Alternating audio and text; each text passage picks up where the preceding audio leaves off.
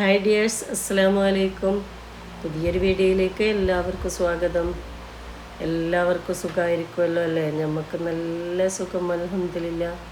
ഇന്ന് ഞാൻ നമ്മളെ ചോറിൻ്റെ കൂടെയും പിന്നെ ചോറിൻ്റെ കൂടെ നമ്മൾ സൈഡ് ഡിഷായിട്ട് കഴിക്കാൻ പറ്റിയതും പിന്നെ നല്ല ഉണ്ടപ്പുട്ട ഉണ്ടാക്കാനെല്ലാം പറ്റിയ നമ്മളെ കക്ക ഇറച്ചിൻ്റെ നല്ലൊരു എന്താ പറയൽ, കക്ക ഇറച്ചി മസാല എന്ന് പറയുക, കക്ക ഇറച്ചി വരട്ടിയത്.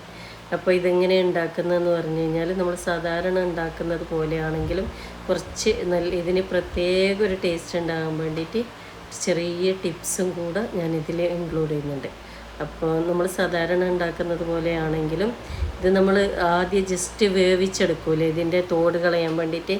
അങ്ങനെ ബോയിൽ ചെയ്ത് ആ വെള്ളയിൽ നന്നായി കഴുകണം. അതിൻ്റെ പുറത്ത് മണ്ണുണ്ടാവും, ആ മണ്ണെല്ലാം നീക്കി നന്നായി കഴുകിയതിന് ശേഷം അത് വേവിച്ചതിൻ്റെ വെള്ളം ഉണ്ടാവില്ല, വെളുത്ത ആ വെള്ളം നമുക്ക് എന്താക്കാം, കുറച്ച് മേലെ നിന്നങ്ങ് മാറ്റി വെക്കാം.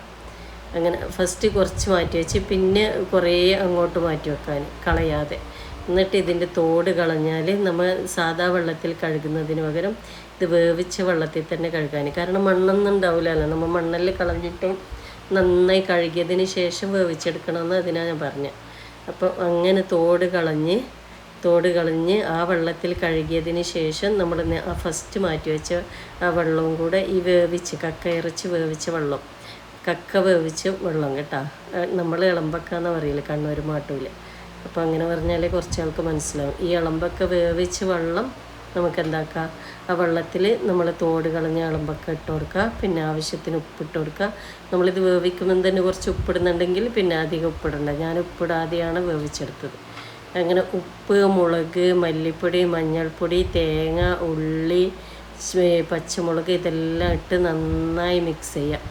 അതിൻ്റെ വെള്ളവും കൂടെ ഒഴിക്കണേ. ആ വെള്ളം ഒരു 2-3 ടേബിൾ സ്പൂൺ ഒഴിച്ചു കൊടുത്താൽ മതി.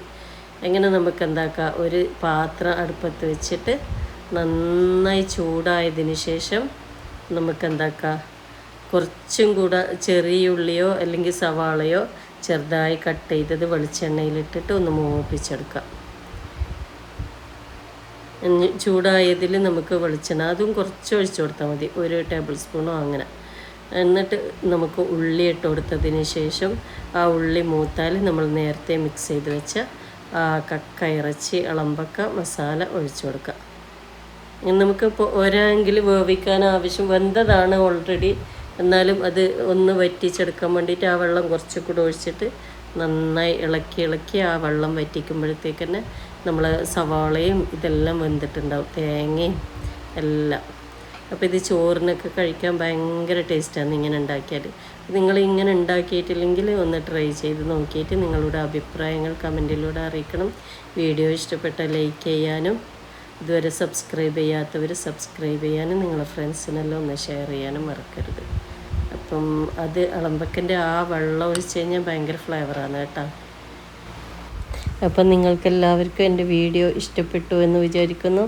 ഇനി ഇതുപോലത്തെ അടിപൊളി വീഡിയോ ആയിട്ട് വരുന്നത് വരെ bye. Thank you for watching.